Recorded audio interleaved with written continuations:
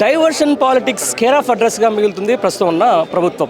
మొత్తానికి ఓ వైపు జర్నలిస్టుల మీద జరుగుతున్న దాడి అయితేనేంది, లేకపోతే బొగ్గు గనుల మీద జరుగుతున్న దాడికి సంబంధించిన దాని మీద మాట్లాడినందుకు ఈరోజు హరీష్ రావు మీద సిట్ విచారణకు రమ్మని చెప్పి ఈరోజు ప్రభుత్వం పిలిచిన నేపథ్యంలో కూడా తెలంగాణ భవన్లో అంతా కూడా కోలాహలమైన వాతావరణం నిలిచింది. హరీష్ రావుకు మద్దతుగా మొత్తం బీఆర్ఎస్ శ్రేణులంతా కూడా తరలిస్తున్న పరిస్థితి. దీనికి సంబంధించిన అంతా కొంతమంది ఉన్నారు, వాళ్ళని అడిగి తెలుసుకునే ప్రయత్నం చేస్తాం. బీఆర్ఎస్ నాయకులు అలా చెప్పండి, ఏంది మొత్తానికి రైతు బంధు ఏది అంటే ఈ ఫార్ములా వస్తుంది, మహిళలకు 2500 లేదంటే ఫోన్ ట్యాపింగ్ వస్తుంది. ఏంది డైవర్స్ పాలిటిక్స్, ఏంది, ఏం కథ, ఏం కారకానా? చిల్లరగాన్లబ్బా, చిల్లరగాన్ల చేతులకి రాజ్యం పోయింది. చిల్లర వ్యవహారాలే ఉంటాయి ఇవి. ఒక అడ్వకేట్ స్థాయిలో ఉన్నారు మీరు, ఇట్లా ప్రభుత్వం మీద, ప్రభుత్వంలో ఉన్న వాళ్ళ మీద ఇట్లా మాట్లాడచ్చు. అడ్వకేట్ ముఖ్యమంత్రి ఇసోటి పనులు చేస్తే అడ్వకేట్ ఏముందా? అంతే అంతే, మేము లీడర్లమే కదా, సెకండరీ అడ్వకేట్లం. నేను ఏమంటున్నా, నువ్వు ఎందుకు ఇవన్నీ కార్యక్రమాలు చేస్తున్నావు? అడిగిన దానికి సమాధానం చెప్పురా అంటే నువ్వు ఈ పిచ్చి చర్చలు కాకపోతే ఏంది? ఒక పక్కన సుప్రీంకోర్టు చివాట్లు పెట్టింది కదా. నువ్వు గతంలో కూడా ఇదే హరీష్ రావు గారి మీద ఇలాంటి కేసే పెట్టాడు, ట్యాంపరింగ్ అని చెప్పి. ఎక్కడున్నది అది? సుప్రీంకోర్టు సంబంధించిన దాని మీద ఎక్కడ కూడా ఆయన విచారణ చేయొద్దు అన్న సందర్భంలో మళ్ళీ ఇప్పుడు సిట్ ఎందుకు వచ్చింది, విచారణ ఎందుకు పిలుస్తున్నారు అంటే వాళ్ళు ఏం చెప్తున్నారు, ఈయన ఫోన్ కూడా ట్యాప్ అయిందని చెప్పేసి పిలుస్తున్నామని చెప్పేసి అంటారు. కానీ అక్కడ ఉన్న విషయం వేరు కదా. నేను ఏమంటున్నా, వాడు ఎందుకు పిలిచిండు, ఆ సెక్షన్ అప్లికబుల్ అయితే కావా, వాళ్ళు ఏం క్వశ్చన్స్ చేస్తారు, ఆ క్వశ్చన్స్కి సమయానుకూలంగా వారు సమాధానం చెప్తారు.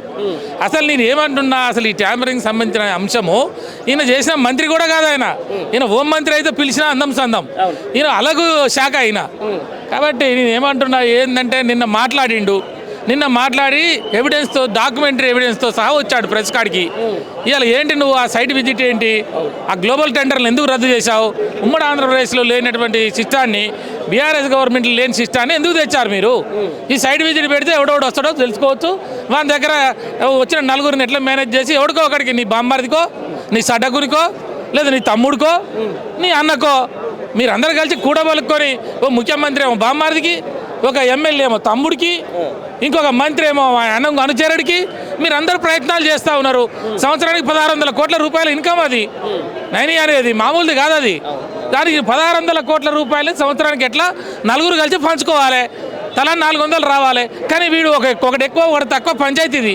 ఆ పంచాయతీలో నిన్ను సిబిఐ నేను మన ఇన్వెస్టిగేషన్కి ఏమని అడుగుతున్నాడు, డాక్యుమెంట్స్ అనేది తెచ్చిండు. నీకు దమ్ముంటే నువ్వు సిబిఐకి ఎందుకు రావు? కిషన్ రెడ్డి ఈ భారతదేశానికి సంబంధించినటువంటి బొగ్గు శాఖ మంత్రులు ఉన్నాడు కదా, కిషన్ రెడ్డి దీని మీద ఎందుకు నోరు తెరవాడు? బండి సంజయ్ ఎందుకు మాట్లాడాడు? లక్ష్మణ్ ఎందుకు మాట్లాడాడు? ఈటెల రాజేంద్ర ఎందుకు మాట్లాడాడు? రామచంద్రరావు ఎందుకు మాట్లాడాడు? అంటే మీరు కాంగ్రెస్ పార్టీ, బీజేపీ ఒక అండర్స్టాండింగ్లో, మ్యూచువల్ అండర్స్టాండింగ్లో పోతున్నారు అనడానికి ఇది నిదర్శనము. నీకు దమ్ము ధైర్యం ఉంటే కిషన్ రెడ్డి ప్రెస్ మీట్ పెట్టి హరీష్ రావు నీ దగ్గర ఏం కాగితాలు ఉన్నాయి, నువ్వు రా, నువ్వు ఎవిడెన్స్ తోటి రా, నేను ఇక్కడి నుంచి ఇద్దరం కలిసి విమానం ఎక్కుదాం, నరేంద్ర మోడీ కాడికి పోదాం. వాళ్ళు ఉద్ధరిస్తున్నాం అంటారు కదా, సబ్కా సాత్ సబ్కా వికాస్, మేమే చేస్తున్నాం ఈ దేశంలో పరిపాలన అని అంటున్నారు కదా. మరి ఇంత పెద్ద ఎలిగేషన్ ఒక రాష్ట్రానికి సంబంధించినటువంటి ఒక ప్రముఖ నాయకుడు, ఉద్యమకారుడు, మాజీ మంత్రి, నీకు డాక్యుమెంట్ ఎవిడెన్స్ తోటి సహా ఇవాళ రాష్ట్రానికి 1600 కోట్ల రూపాయలు నష్టం జరుగుతుందని చెప్పి ఒక కుంభకోణం అని చేస్తే ఒక్కడు నోరు తెరిచి మాట్లాడు. అసలు భారతీయ జనతా పార్టీ ఉన్నదా తెలంగాణలో? వాళ్ళకి ఏమాత్రం ఇంకితం లేదా? అంటే తెలంగాణ ప్రజల సొమ్ము ఎట్లా పోయినా ఏం లేదా? కాబట్టి నేను ఏమంటున్నా, ఈ ముఖ్యమంత్రి చిల్లర పాలిటిక్స్ బంద్ చేసుకో. నువ్వు రైతు బంధు ఇవ్వలేవు, రైతు బీమా ఇవ్వలేవు, యూరియా ఇవ్వలేవు.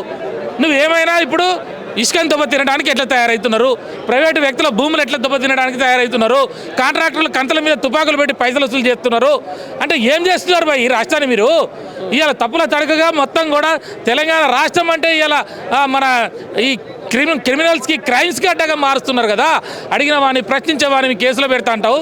ఇవాళ ఈ కేసులో ఏమున్నదా? సెక్షన్ 166 ఏం చెప్తున్నది, 409 ఏంది, 406 ఏం చెప్తున్నది? అందులో నువ్వు పెట్టిన ఐటీ యాక్ట్లు కానీ, పీడీపీపీ యాక్ట్లు కానీ అవి ఏమి నిలబడే కేసులు కావు. అవి ఉత్త పనికి వాళ్ళ కేసులు పెట్టినాడు. నువ్వు ఆ కేసులలో ఈయనను పిలుస్తున్నాడు, ఈయనకు ఏం సంబంధము? కాబట్టి నేను ఏమంటున్నా, చిల్లర పాలిటిక్స్ అనేది అందుకే. అంతేనా? గద్దెలు కూల్స్తున్నట్టుగా అన్న మొత్తం ఊళ్ళో, మీ ఊళ్ళో ఉందా గద్దె, బీఆర్ఎస్ గద్దె? గద్దెలు కూర్చు కాదు, ఊరికి పోతే వీళ్ళని ముడ్డి మీద అంటారు కాంగ్రెస్ వాళ్ళని.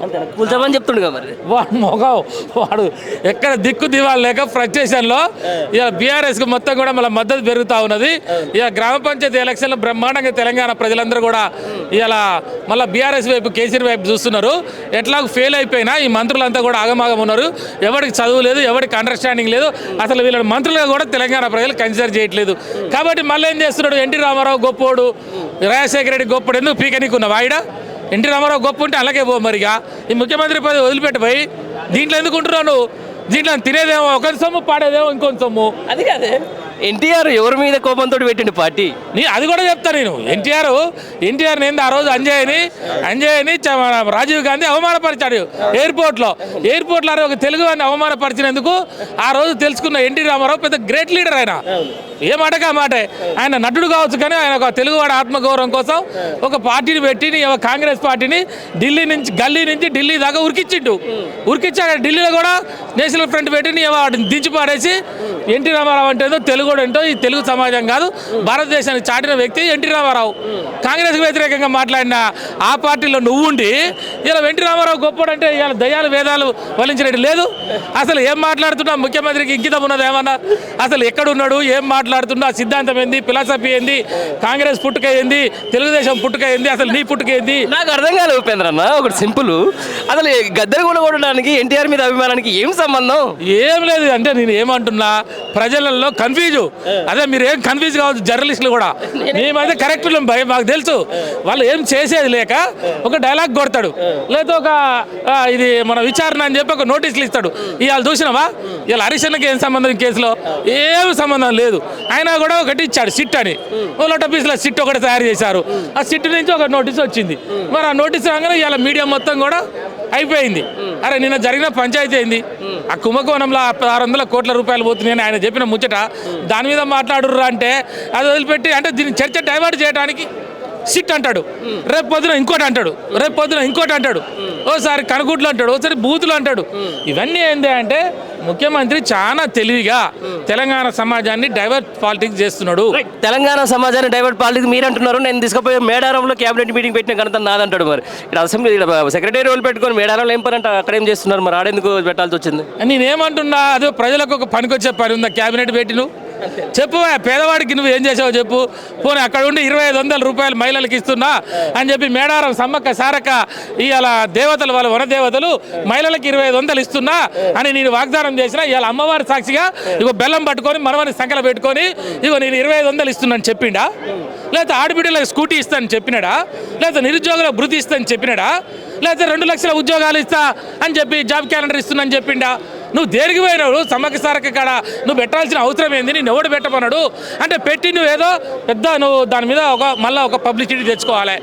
అంటే నువ్వు అక్కడ ఇలా 200 కోట్ల రూపాయలు ఖర్చు పెట్టినట వీళ్ళందరి యొక్క దాని యొక్క ఈ ప్రోటోకాల్ కొరకు, లేకపోతే వీళ్ళ భోజనాల కొరకు, లేదా వీళ్ళ మంది మారబలం హంగామా ఇవన్నీ చేయడం కొరకు. అక్కడ మరి వీడు పెట్టుకున్నాడు, అన్న పెట్టుకుంటే అయిపోవు. అక్కడనే పెడితే ఏమైంది? జనమంతా కూడా ఇబ్బంది పడిరి. పాపం వాడికి వచ్చే వాళ్ళంతా గరీబోళ్ళన్నా.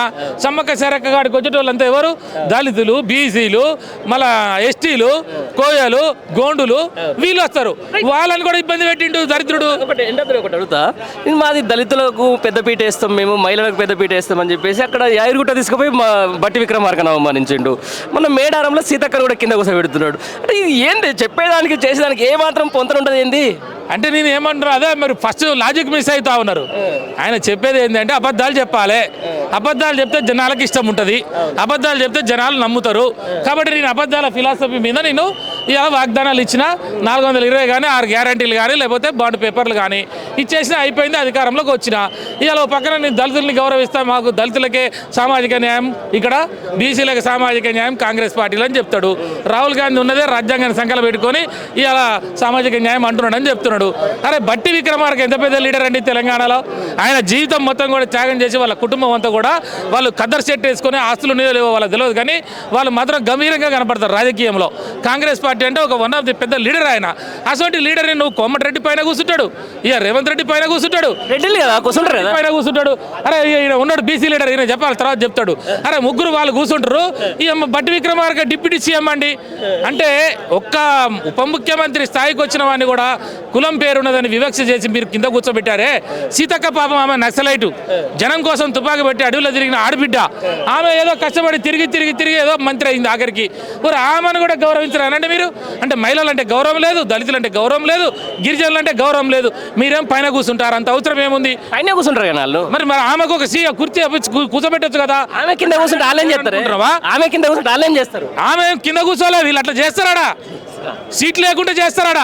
సీట్ లేకుండా చేస్తే ఏమైందంటే ఆమెకి ఆత్మగౌరవం దెబ్బతిన్నారని నా ఫోటో పడదేమో, టీవీలో కనపడదేమో, నా చూసే జనము, నా చుట్టాలు, నా పక్కాలు నన్ను ఇన్సల్ట్ చేస్తారని అందరూ ఒకడ కూర్చుందాం, ఈ ఉండకూడదు కెమెరా చేయనని చెప్పి కింద కూర్చుందా తల్లి.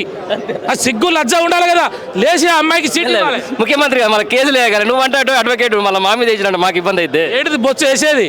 నేను లేనా నీకు? నేను హైకోర్టు అడ్వకేట్, 150 కేసులు నా మీద. మనకు అట్లాంటి భయపడేది లేదు. తెలంగాణ బిడ్డలం, పోరాటాల నుంచి వచ్చిన వాళ్ళం. అరే జర్నలిస్టులు నిన్ను ఏం చేసిరు తమ్మి? నేను రిజెక్ట్ చేపించినావా లేదా?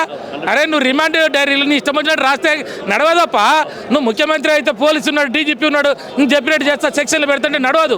నిన్న బెయిల్ రిజెక్ట్ చేసి మన రిమాండ్ రిజెక్ట్ చేసి చేయలేదా? చట్టం ఉందా లేదా? అంటే నీ చేతులు ఉంటే పండగ భయపడతాడా? అరే భయపడద్దు. జర్నలిస్టులం, అడ్వకేట్లం, మనం న్యాయం కొరకు ధర్మం కొరకు నిలబడాలి. తెలంగాణ సమాజం పట్ల మనం ఎప్పుడు కూడా జాగృతి ఉండాలని నేను పిలుపునిస్తా ఉన్నా. ఖబర్దార్ అని హెచ్చరిక చేస్తా ఉన్నా.